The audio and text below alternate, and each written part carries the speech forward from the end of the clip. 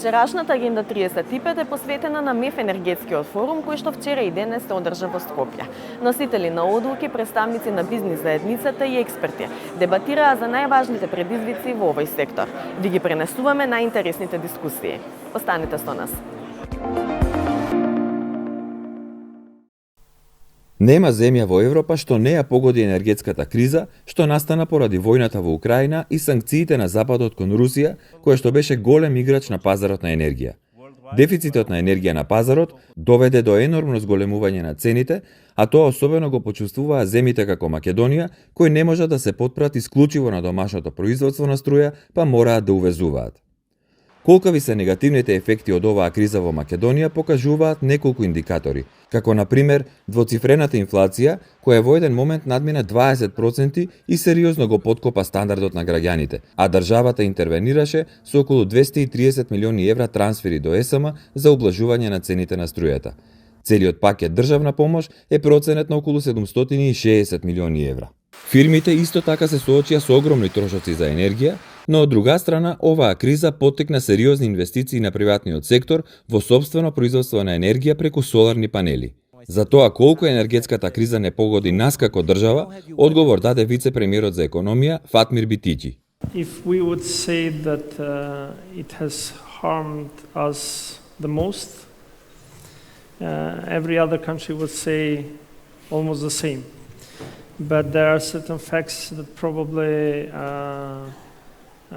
I don't know if the audience knows, but after the Ukraine crisis, we realized that we are, even though we are a small country, we have been the only country in Europe who is 100% dependent on Russian gas, which was not a known fact.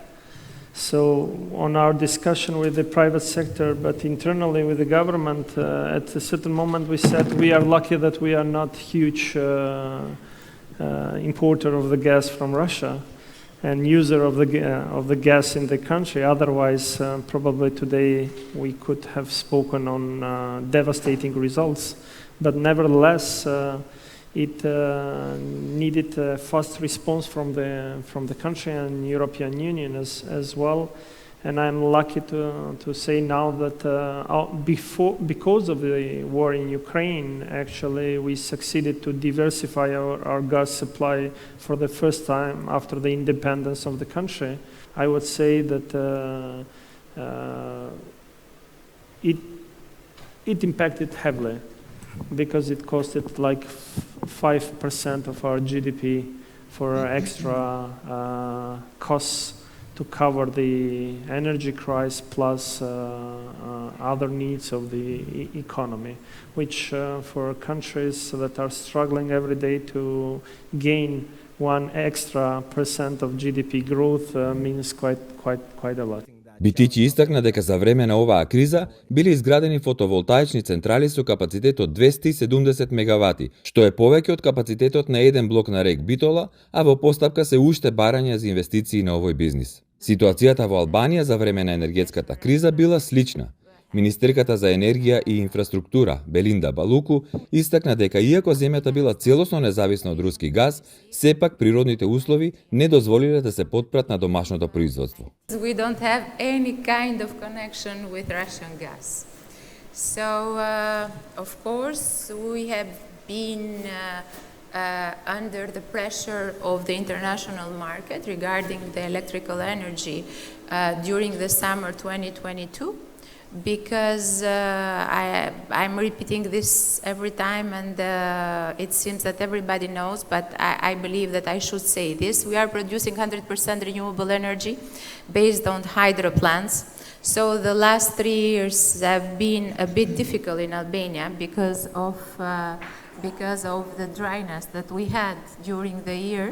So from July to beginning of November, we have been obliged to go into imports, and the price have been very high. I remember the last day of August, 31st of August, the price on market reached 1,040 euro per megawatt. Albania have started diversification policy of renewable energy, from the beginning of 19. We already had some very successful auctions in a very good collaboration with EBRD. Now the parks are under construction and we are talking about 240 megawatt of solar energy. And to the other hand, what we have seen during 21, so after pandemic, and 22, a great movement of a very bold initiative from the private sector have been in Albania regarding the construction of solar parks. So the application during the last year have reached 1.7 gigawatt, only from the private sector. Of course, not all of them will achieve to have the financing support, or not all of them will fulfill the technical requirements, but I believe that more than 50% of this application will be successful, which is an important amount of energy that will be constructed the next 2 years in our country. Но иако се чини дека енергетската криза стивнува и цените се нормализираат, пораките од меѓународната заедница се властите да бидат предпазливи и навреме да мислат на иднината. Only a few months ago, we breathed a collective sigh of relief as the relatively mild winter offered a needed reprieve during an extraordinary energy crisis. This crisis, the result of Russia's illegal invasion of Ukraine and the efforts necessary to prevent its recurrence, underscores the importance of energy independence for North Macedonia. While the efforts here and across Europe and the United States help North Macedonia keep the heat on, the circumstances that precipitated this crisis have not been resolved. And to paraphrase a popular television series, winter is coming back. So I encourage the leaders, the policymakers, investors, all of you attending this forum to act with urgency and to continue the efforts to diversify power generation and resources. Заменикот евроамбасадор Џулијан Васало зборуваше за комплексната ситуација во која се најде ЕУ откако и воведе санкции на Русија, а сепак успеа да го намали увозот на енергенси. Например, увозот на нафта од Русија од 27% е намален на само 6%, на газ од 50% на 8%, а на јаглен од 46% на 0%. Васало истакна дека Унијата и помогнала на земјава со директна финансиска помош и во март е пуштена првата транша од 72 милиони евра за оваа намена. The message is clear. We have been and we will continue to be with you when crises hit. But as we deal with the immediate crisis, all of us must also look forward. The government's National Energy Action Plan does just that. It focuses on reforms that will help unlock investments in renewables and energy efficiency and to build a more resilient energy sector. It is imperative that government stays the course to complete those reforms, including institutional ones, and ensure sufficient human resources are dedicated to the energy transition process. This would lead to the disbursement of the second tranche of the energy support package. It would accelerate the rolling out of renewable energy options to replace fossil fuels in homes, industry, and power generation. It would help magnify energy savings, which are the quickest and cheapest way to address the current energy crisis. And most importantly for citizens and businesses, it will reduce bills. Зборувајќи за фосилните горива на кои што во екот на кризата мора да им се навратат и земите што беа најголеми поборници на зелениот договор, Васало вели дека е јасно дека тие се најголемиот проблем што Европа си постави како цел да го надмие. Намалување на емисиите на стакленички гасови до целосно јаглеродна неутралност до 2050 година. Сподели неколку примери во таа насока, еден уште многу години пред ова да биде воопшто тема. Think of Denmark. They entered the European Union in 1973 in the midst of the oil crisis. Many countries at the time responded by introducing oil subsidies. But instead, Denmark started investing heavily into harnessing the power of wind They laid the foundation for Denmark's present-day global leadership in the sector and created tens of thousands of new jobs in the process. This was an early example of the way to go for all European countries within and beyond the European Union. Putting fossil fuels behind us is at the heart of the European Green Deal and the Green Agenda for Western Balkans. The Green Deal has seriously ambitious targets to achieve a 55% reduction in emissions by 2030 and to reach a carbon-neutral Europe by 2050. Тој истакна дека земјава мора да се фокусира на регионите кои што најмногу зависат од јаглен, како Кичево и Битола, а при тоа да се обезбеди целосна зелена енергетска транзиција со помош од државата. Нема сомнежи дека руската инвазија ги охрабри сите земји да ја забрзаат транзицијата кон зелена енергија. Повеќе земји сега инвестираат значително во сите извори на обновлива енергија. Меѓутоа, иако навидом се движиме во добра насока, се уште има многу проблеми што треба да се надминат. But one thing that has really struck me is some of the work that governments across the region are doing, particularly on electricity generation. So the usage of cars contributes quite significantly, I'm sure everyone will agree, to carbon emissions. So governments across the region are offering subsidies and tax breaks to buy EVs, or electric vehicles, to help accelerate the use of electric vehicles and less dependency on fossil fuels for our cars. But what has really struck me that hasn't been done is the source of the electricity itself. So in Poland, where I'm based, 70 to 80% of the electricity in Poland is generated from coal. So all the electric vehicles being bought in Poland are effectively being charged by coal. So for me, that is a huge thing that needs to be addressed. Земјава исто така се обврза постепено да го напушта производството на струја од фосилни горива до целосно затворање на рек Битола и ТЕЦ Неготино.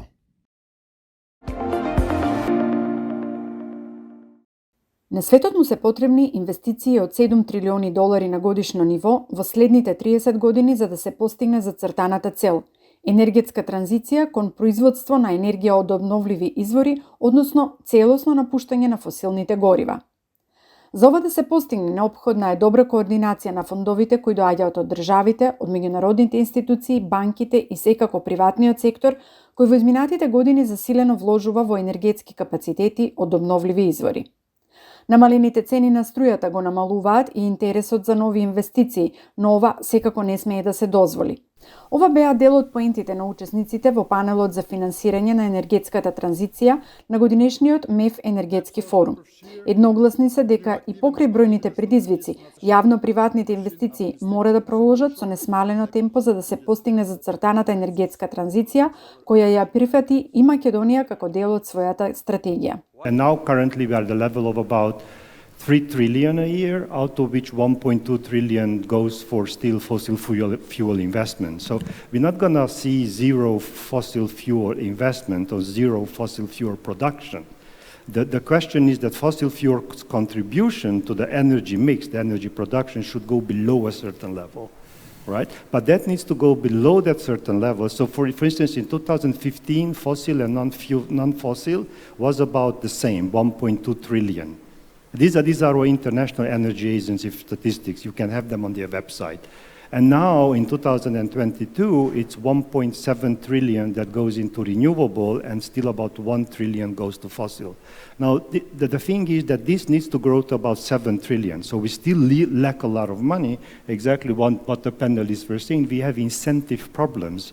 Governments face financial restraints. They don't have money or they don't have access to capital. And private sector has a problem with assuring these returns on investment for their fiduciary owners.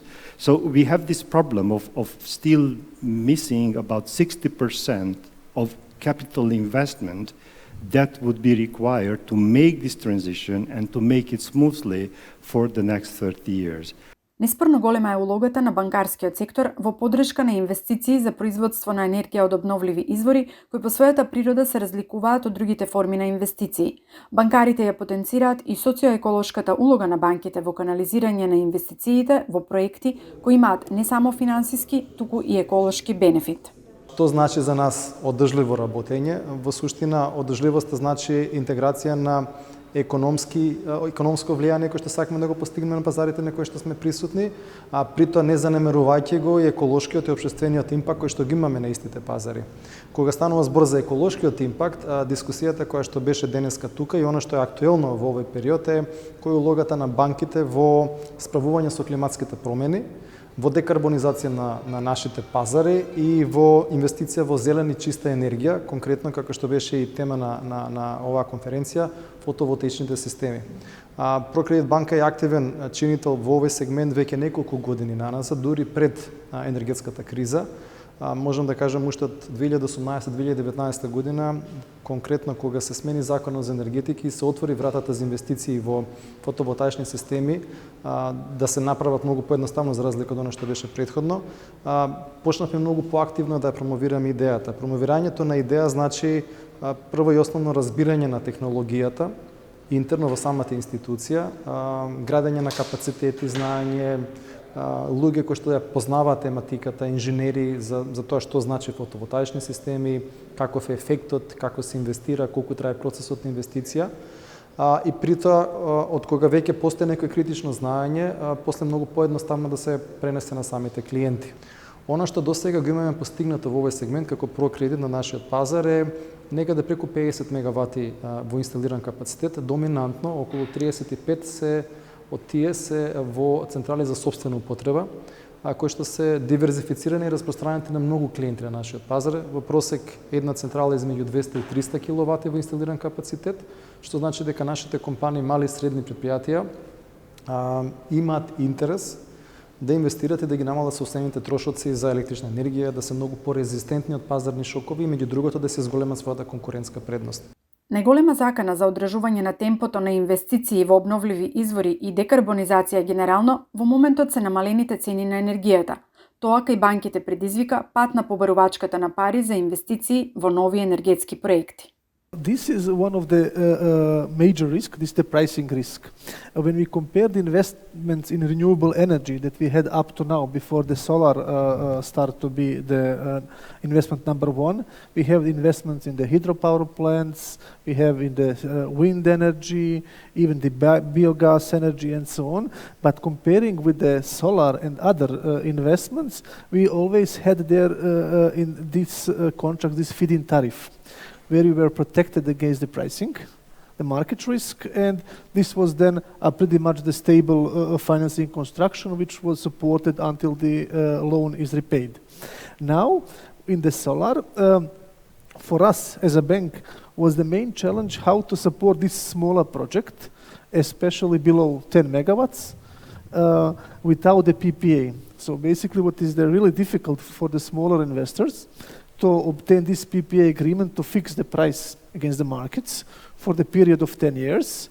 And what we did in Sparkasse, we tried to find a way how to make a framework and make this financing, these projects bankable. And in this framework, we are addressing this issue, this pricing risk, especially in order to mitigate those risks. Важна улога во декарбонизацијата и енергетската транзиција имаат фондовите од меѓународните финансиски институции, кои навистина ги има многу, но не секогаш е лесно тие да се активираат и да се канализираат во конкретни проекти. И самите меѓународни организации се соочуваат со бројни предизвици.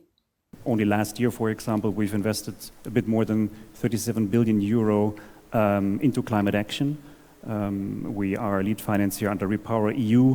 So without a decent level of coordination, those results would not have been possible. On the other side, we do see that coordination among the financiers is complex and an ongoing endeavor for a number of reasons. First of all, because the financiers and the development finance institutions operate in a very fragmented landscape.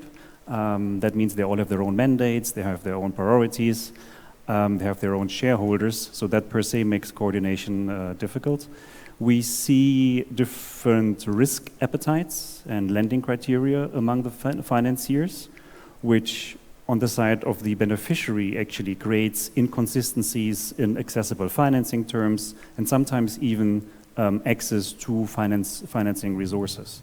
And thirdly, if you look at the international level, I think it's also fair to say that political interests and geopolitical influences drive and influence the way international financial institutions engage in particular countries or particular geographies. Со оглед на тоа дека Македонија минатиот месец ја стартуваше и првата берза на електрична енергија, се подигна и прашањето како таа влијае врз домашните и странски инвеститори во енергетскиот сектор.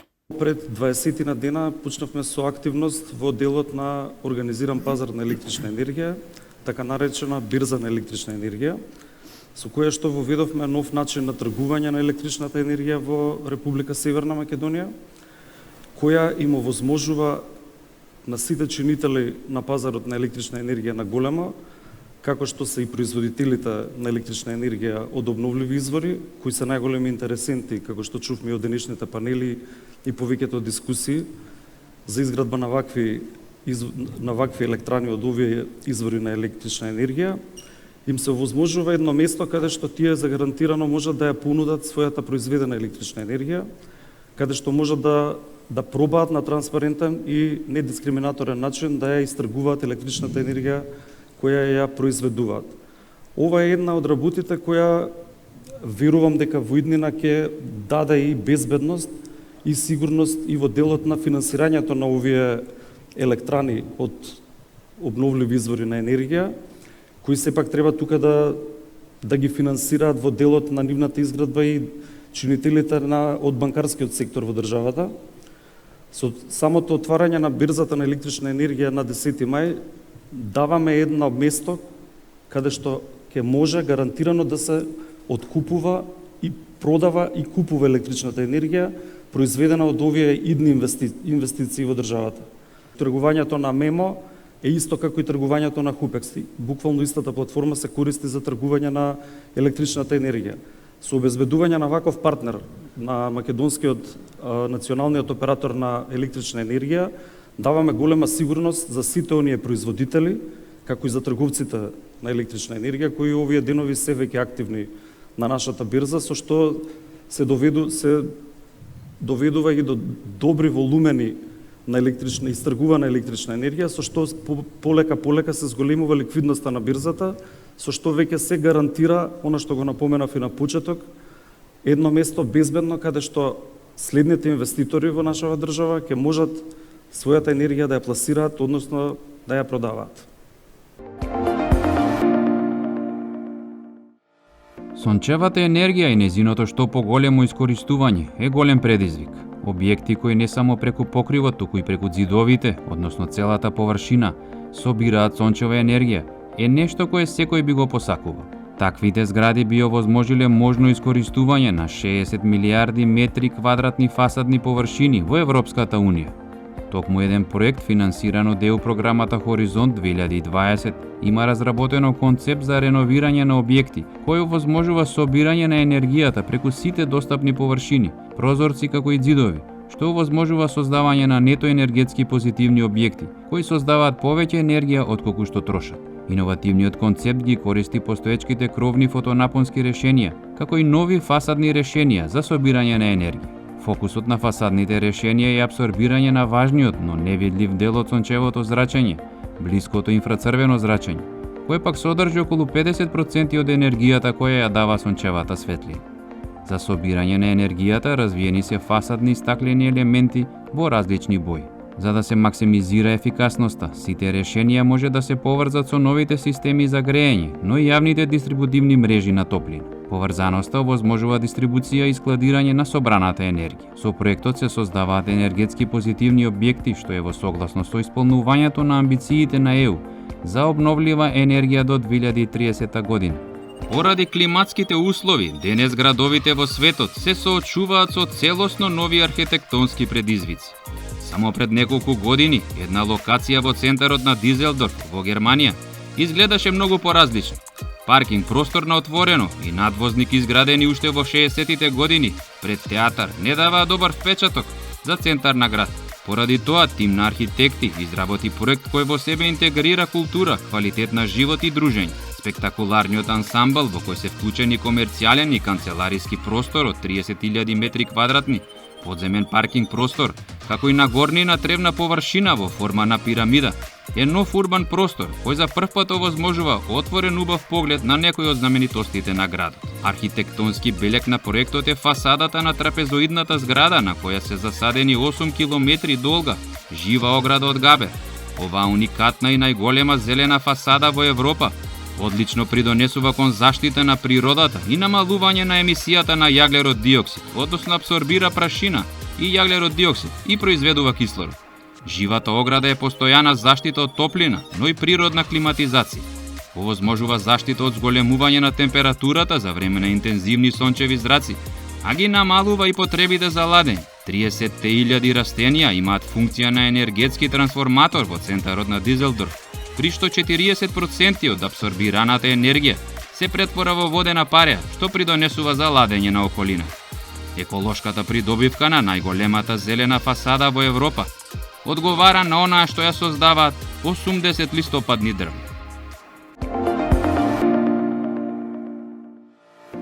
Со нова тема се гледаме повторно следната среда во истиот термин. Останете со програмите на Македонската телевизија и гледајте Агенда 35.